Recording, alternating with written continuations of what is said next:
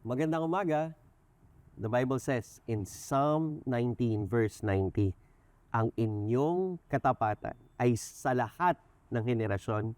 Itinatag ninyo ang mundo, kaya ito ay nananatili. God is faithful to all generations, young, old, sa ating lahat.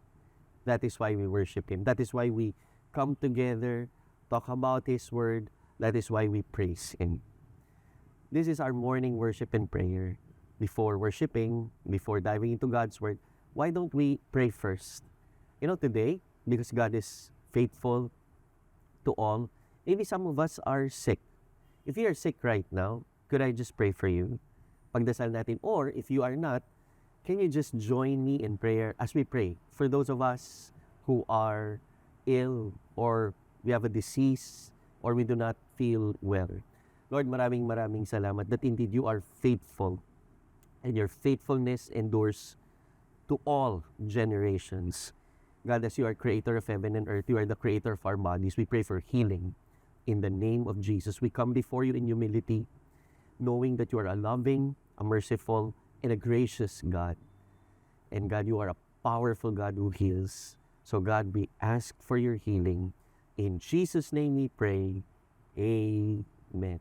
Kaya maganda ang umaga. Why don't we start now by worshiping God in song?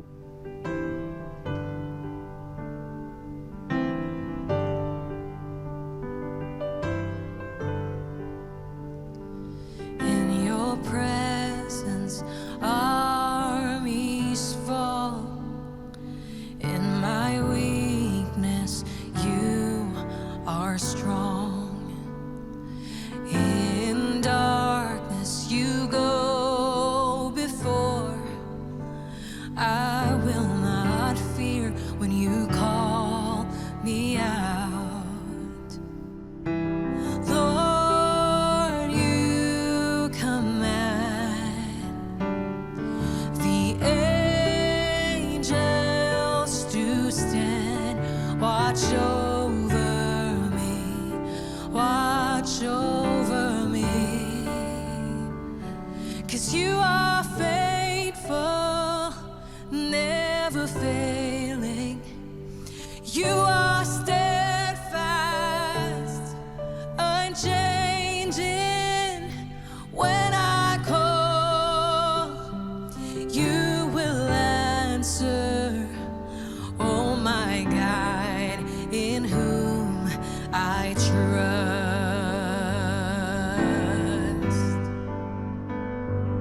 In your shadow, I am brave, unafraid in your dwelling place.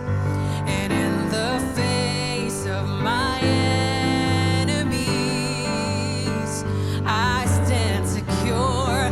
You deliver me, yes.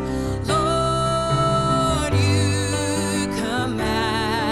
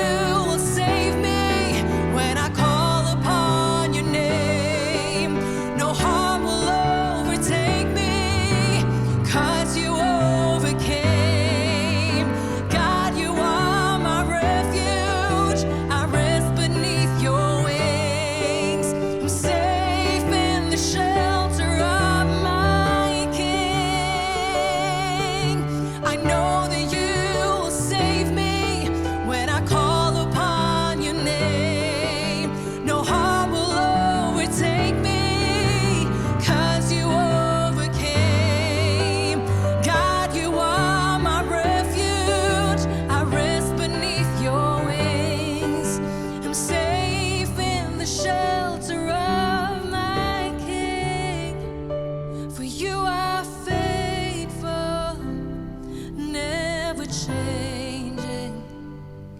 You are steadfast, unchanging. When I call, you will answer. Oh my God, in whom I trust. You're faithful. You are faithful, never failing. You are steadfast, unchanging. When I call, you will answer. Oh my God, in whom I trust. Oh my God, in whom I trust. Oh my God, in whom I trust.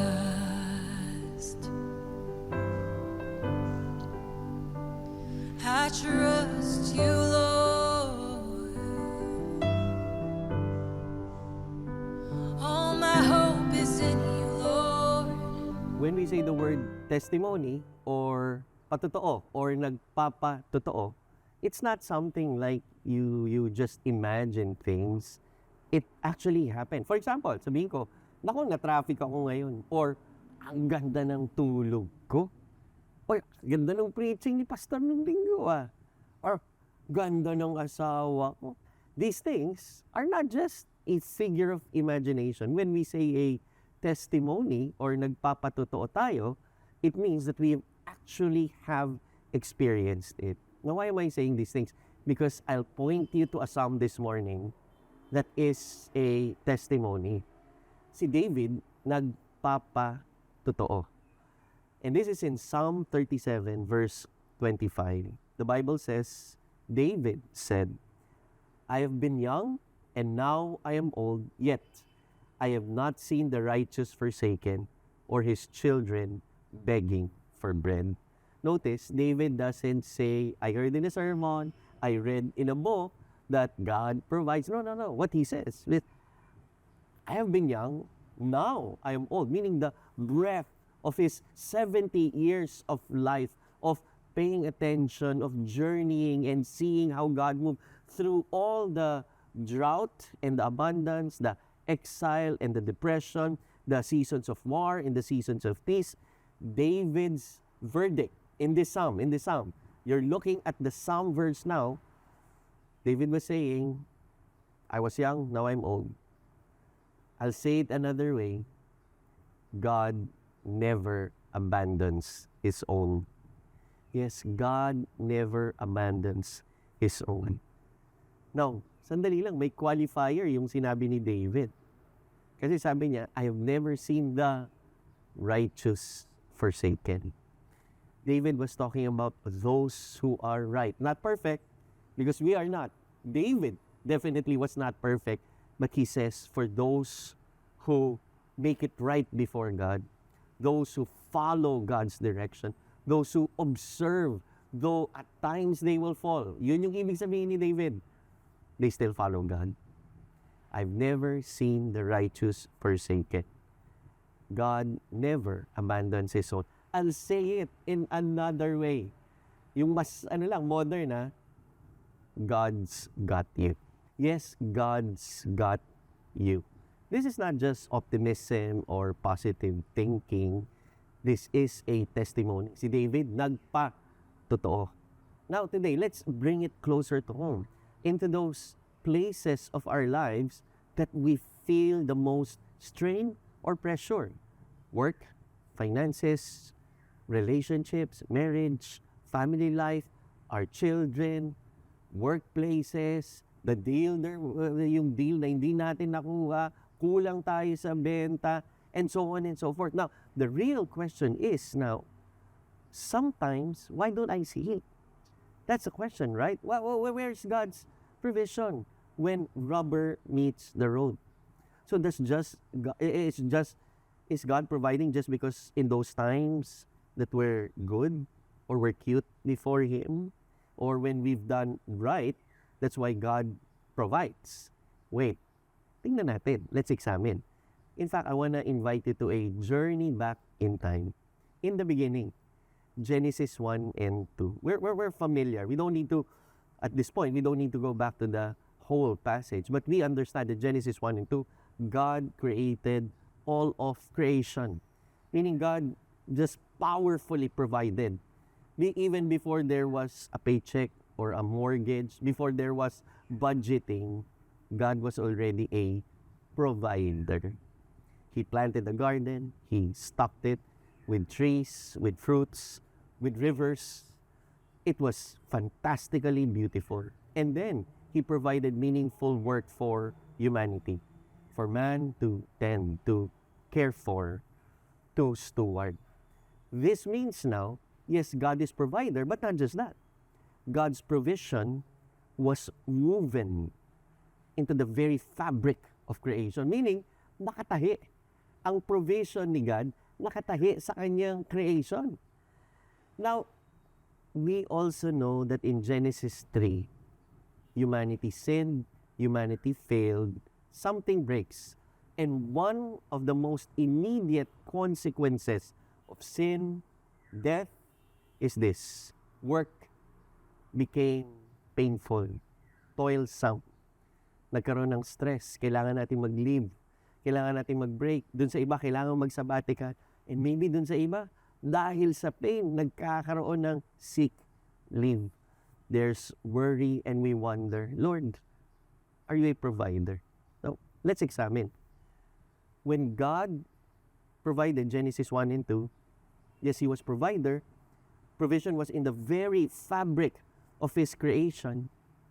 But then again, even with sin, God did not stop being a provider. In fact, He did not remove provision. He did not even remove work. It just became a painful toil.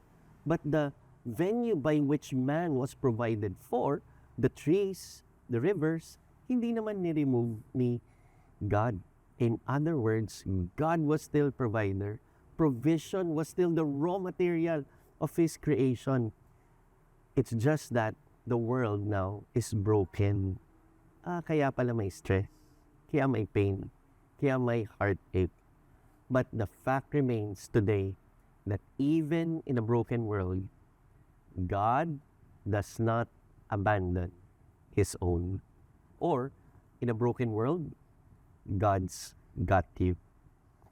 He is that same God who provided manna in the wilderness, the same God who provided the widow at Zarephath through Elijah with food. He is the same God who multiplies bread and feeds the 5,000 people. And at the center of it all, Jesus Christ. What do I mean? There's more. I'll give you a testimony. Pero hindi testimony or patotoo natin. Actually, patotoo ni God mismo. Bakit? Ano ba nangyari? We all know that we have sinned and fallen short of the glory of God. And this means that the wages of this sin, the Bible says, is death. But since God is still provider, provision is woven in the very fabric of His creation. God never abandons His own. God gave His ultimate provision in Jesus Christ. God provided through and in Jesus, in our greatest need. In other words, God never abandons His own. And God's testimony, yung patotoo ni God, is that provision is not from a paycheck.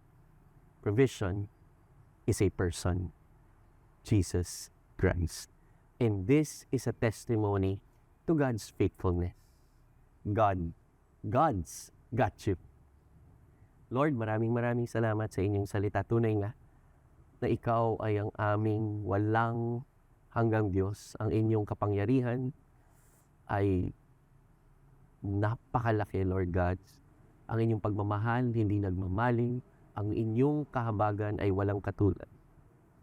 And God, we thank you that in your power, you are provider. And we continue to depend on you, put our faith in you, Lord God. Lord, I pray that you would continually open our eyes to see the provision that we already have, that you already have given, and the provision that you will continually provide. Help us, God, the Holy Spirit. We worship you, we honor you. In Jesus' name we pray. Amen. I know that you will save me when I call upon your name. No harm will overtake me because you overcame. Oh God, you are my refuge. I rest beneath your wings. I'm safe in the shelter of my King. I know that you will save me when I call upon your name. No harm will overtake me, 'cause you overcame. God, you are my refuge. I rest beneath your wings. I'm safe in the shelter of my King. 'Cause you are faithful, never failing. You are steadfast, unchanging. When I call, you will answer. Oh my God, in whom I trust. I trust you, my God, in whose word I praise. Oh my God, in whom I trust. Oh, dahil tapos na ang ating morning worship, I'm about to send you off. But never ever forget, God's got you. Yung provision nyo, hindi naman yan nanggagaling sa work. Kay God, through your work and through so many other areas, God is provider. May the Lord God bless you and keep you. May the Lord make His face shine upon you and be gracious to you. May the Lord turn His face toward you and give you peace. Amen. God bless you all.